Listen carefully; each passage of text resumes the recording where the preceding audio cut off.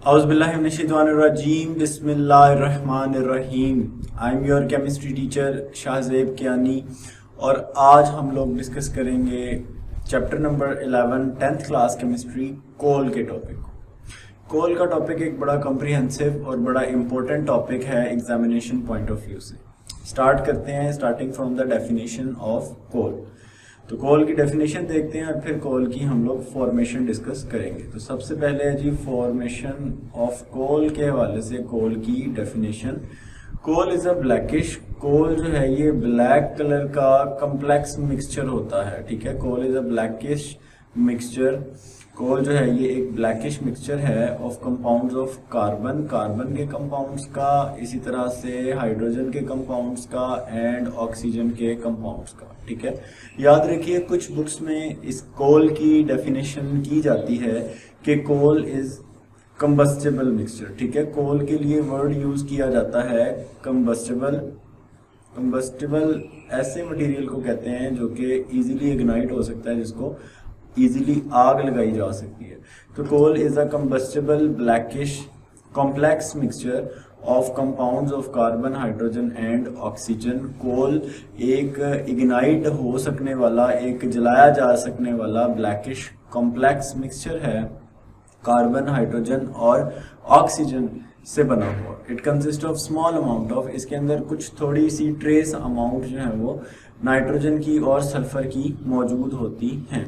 अब कोयले के बारे में मैं आपको एक जनरली बता दूं कि इसकी फॉर्मेशन कैसे होती है।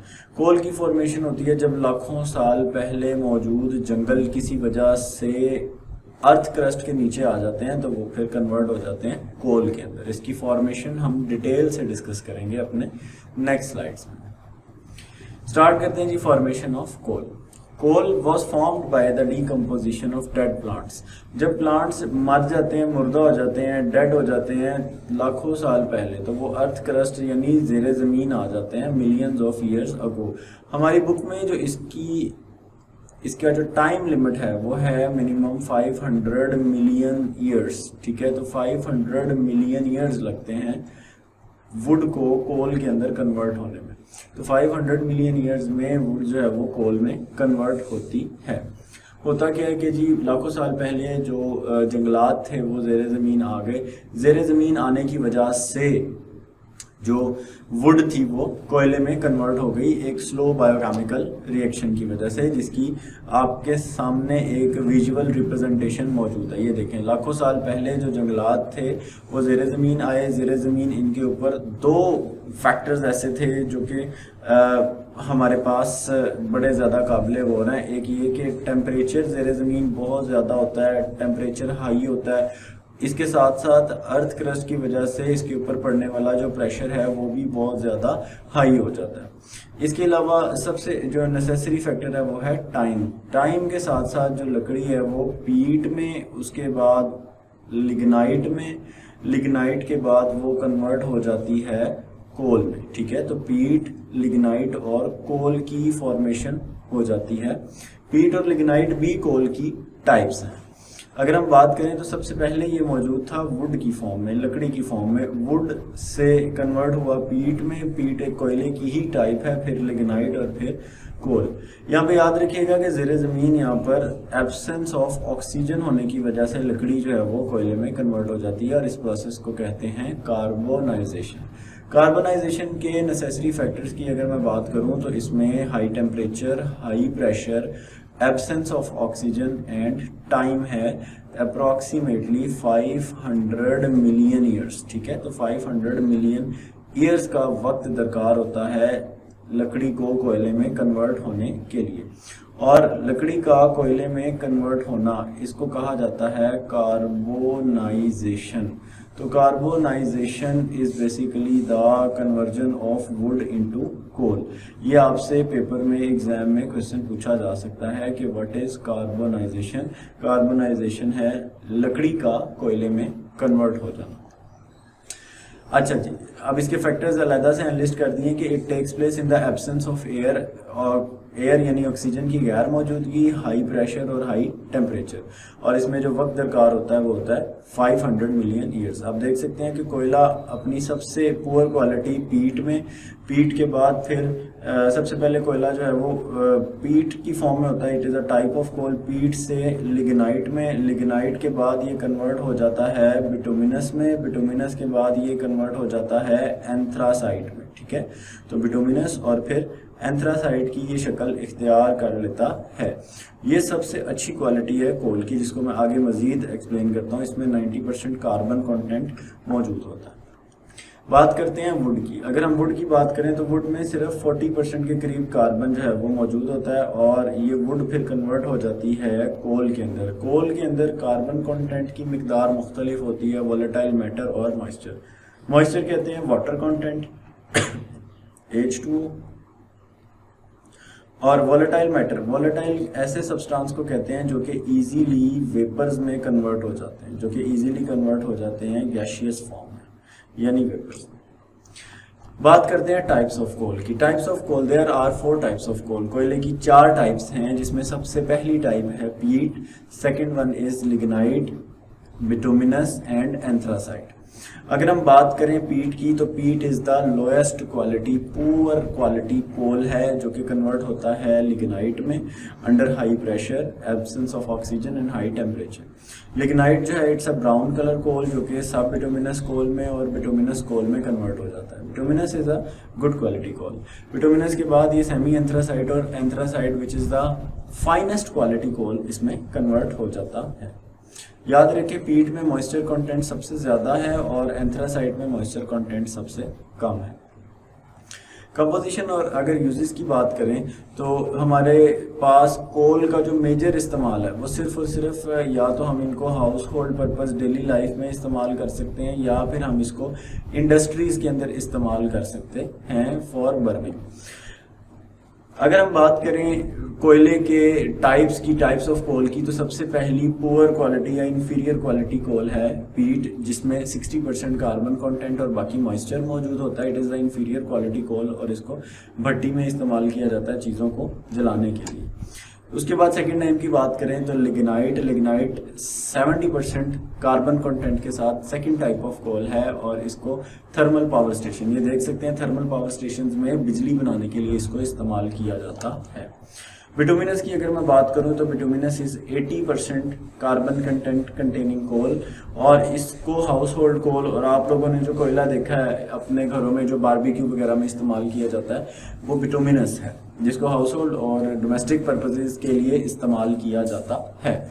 अगर हम बात करें highest and purest quality of coal की, सबसे अच्छी क्वालिटी जो कोल की हमें मिलती है वो है 90% कार्बन कंटेंट के साथ anthracite. Anthracite is superior and hardest type of coal. Anthracite जो है ये सबसे सुप्रीम, सबसे अच्छी और हाई क्वालिटी है कोल की, जिसको इंडस्ट्री में इस्तेमाल किया जाता है। एंथ्रासाइट के बनने का जो प्रोसेस है वो भी बहुत ज़्यादा लेंथी है, और ये सबसे बेहतरीन टाइप है कोल की। बात करते हैं कोल के यूजेस की। अब कोल के सिर्फ और सिर्फ आपके पास 2 यूज़ हैं, या तो इसको हम लोग हाउस होल्ड यानी घरों में इस्तेमाल कर सकते हैं। अब इसको हाउस होल्ड के अंदर बर्निंग के लिए इस्तेमाल किया जाता है, या फिर आप इसको जलाकर इसको थर्मल पावर स्टेशंस में यूज़ कर सकते हैं। मेजरली थर्मल पावर स्टेशंस के अंदर इसको इस्तेमाल किया जाता है हीट प्रोड्यूस करने के लिए, और थर्मल पावर स्टेशन में हीट को यूज़ किया जाता है इलेक्ट्रिकल एनर्जी बनाने के लिए। तो थर्मल पावर स्टेशंस में इसका इस्तेमाल और हाउस होल्ड में इसका इस्तेमाल इसके यूज़ को बड़ा लिमिटेड बना देता है, ठीक है, बहुत ज़्यादा कम बनाता है।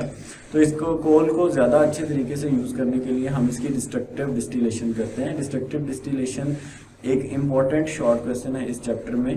डिस्ट्रक्टिव डिस्टिलेशन हम कहते हैं it is the strong heating of coal. कोयले को हाई टेम्परेचर पर गर्म करना in the absence of oxygen, oxygen की गैर मौजूदगी में। ऑक्सीजन की गैर मौजूदगी में कोयले को हाई टेम्परेचर पर गर्म करना, this is called destructive distillation. Destructive distillation की एक छोटी सी डिपिक्शन मैं आप लोगों के साथ अगर शेयर करता चलूँ तो आप देखें कि कोल को एक टेस्ट ट्यूब के अंदर रख के इसके अंदर वैक्यूम अप्लाई करके इसमें से सारी एयर एक्सट्रैक्ट आउट की जाती है और फिर इसको हीट किया जाता है। इस कोल में से कुछ यूजफुल फ्रैक्शंस निकलती हैं, लाइक इसमें से कोल गैस निकलती है जिसको बर्निंग के लिए यूज़ किया जाता है। इसमें कोल टार हमारे पास ऑब्टेन होता है और एक अमोनिकल लिकर सोल्यूशन ऑब्टेन हो जाता है, जिन फ्रैक्शंस को हम लोग डिस्कस करते हैं। तो कोल में carbon, hydrogen, oxygen, nitrogen, sulphur जैसे कंपाउंड्स हमें एक variety of organic compound provide करते हैं। अगर हम इस वैरायटी की बात करें तो डिस्ट्रक्टिव डिस्टिलेशन हमें प्रोवाइड करती है large number of different organic and a few inorganic compounds. कोयले से हमारे पास कोल गैस, अमोनिकल लिकर, कोल टार और कोक ऑब्टेन होता है। इन चारों फ्रैक्शंस को डिटेल से डिस्कस करेंगे। Coal gas, coal mine gas ऐसी गैस है जो कि हाइड्रोजन, मीथेन और कार्बन मोनोऑक्साइड पर मुश्तमिल है। तो इसमें हमारे पास हाइड्रोजन गैस मौजूद है। इसके अलावा इसका जो मेजर पोर्शन है it is made up of methane और इसके अलावा कार्बन मोनोऑक्साइड CO मौजूद होती है। ठीक है, तो these 3 gases are present in coal gas. ये 3 गैसेस कोल गैस में मौजूद होती हैं। ये एक इम्पॉर्टेंट मल्टीपल चॉइस क्वेश्चन है जिसको आपने याद रखना है एग्जामिनेशन पॉइंट ऑफ व्यू से। तो it's an important multiple choice question. अब कोल गैस को जलाने के लिए, हीट प्रोड्यूस करने के लिए इस्तेमाल किया जाता है। अगर हम बात करें इसके यूजेस की तो इसको फ्यूल के तौर पर इंडस्ट्री में इस्तेमाल करते हैं। इसके अलावा मेटलर्जिकल ऑपरेशंस में मेटल्स को एक्सट्रैक्ट करने के लिए रिड्यूसिंग एटमॉस्फेयर प्रोवाइड करती है। मेजर इसका यूज़ जो है वो एज अ फ्यूल है इन इंडस्ट्री, जिसके अंदर इसको जलाकर इससे हीट प्रोड्यूस करवाई जाती है और हीट प्रोड्यूस करवाकर उसको वेरियस ऑपरेशंस में इस्तेमाल किया जाता है। हम बात करते हैं अमोनिकल लिकर की। Ammoniacal liquor is basically the solution of ammonia gas in water. Ammoniacal liquor की अगर मैं बात करूं तो अमोनिया NH3 का सोल्यूशन है इन वाटर के अंदर इसको ऐड किया जाता है जिससे ये एक बेसिक ऑक्साइड में कन्वर्ट हो जाता है which is NH4OH ammonium hydro oxide. अब इस अमोनियम हाइड्रोक्साइड के यूजेस की अगर मैं बात करूं तो इसको नाइट्रोजनस फर्टिलाइज़र बनाने के लिए इस्तेमाल किया जाता है। अगर हम अमोनियम हाइड्रो ऑक्साइड का रिएक्शन करवाते हैं सल्फ्यूरिक एसिड के साथ तो NH4OH plus AH2SO4 sulphuric acid. आप ये इक्वेशन देखें, बुक के अंदर ये इक्वेशन नहीं है।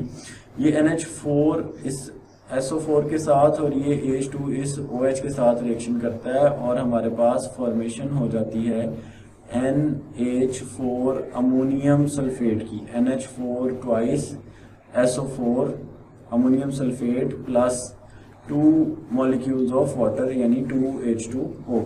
तो ये प्रोड्यूस कर देता है ammonium sulphate. For example when it is treated with sulphuric acid, जब इसका सल्फ्यूरिक एसिड से रिएक्शन करवाया जाता है इट प्रोड्यूसेस अमोनियम सल्फेट। आप देख सकते हैं this is ammonium sulphate which is used as fertiliser. इस अमोनियम सल्फेट को फर्टिलाइजर के तौर पर इस्तेमाल किया जाता है। फर्टिलाइजर का काम है जी ये ज़मीन के अंदर मौजूद नाइट्रोजन फिक्सेशन बैक्टीरिया वाला काम करता है और ये ज़मीन में मौजूद पौधे को नाइट्रोजन जो कि नाइट्रेट की फॉर्म में प्रोवाइड करता है जिसको पौधा अपटेक करता है और प्रोटीन सिंथेसिस में उसको यूज़ करता है। बात करते हैं कोल टार की। Coal tar is a thick black liquid. ठीक है, अब याद रखिएगा it is a mixture which consist of 200 organic compound. 200 organic compounds का तकरीबन ये मिक्सचर है जिसमें से कुछ एरोमेटिक कंपाउंड्स ऑब्टेन होते हैं लाइक बेंजीन, फिनॉल, टॉल्बीन और एनिलीन वगैरह। तो the compounds are separated by fractional distillation. Fractional distillation हम आगे डिटेल से डिस्कस करेंगे। फिलहाल मैं फ्रैक्शनल डिस्टिलेशन के बारे में बताता चलूँ कि fractional distillation is the separation of the components of any mixture on the basis of the difference in their boiling point।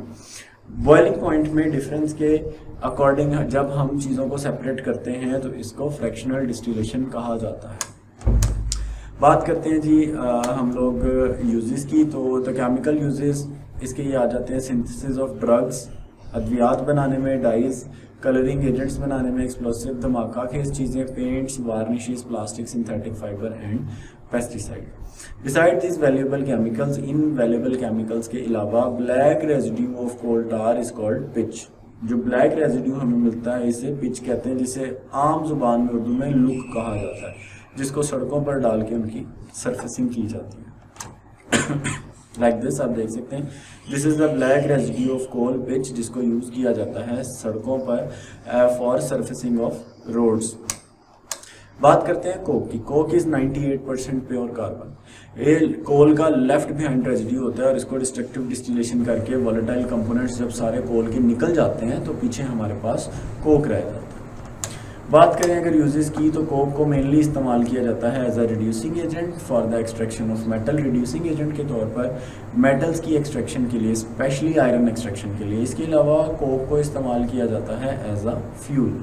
आप देख सकते हैं ये आप लोगों के सामने मेटल एक्सट्रैक्शन के अंदर हम चैप्टर नंबर 16 में मज़ीद डिस्कस करेंगे कि कोक को एज अ फ्यूल इस्तेमाल किया जाता है in the metallurgical operations. So this is all about coal. हमने कोल की डेफिनेशन पढ़ी, कोल के फॉर्मेशन पढ़ी, कोल के फ्रैक्शंस पढ़े, डिस्ट्रक्टिव डिस्टिलेशन डिस्कस किया और कोल के फ्रैक्शंस के यूजेस डिस्कस किए। See you in the next lecture. Take care. अल्लाह हाफ़िज़।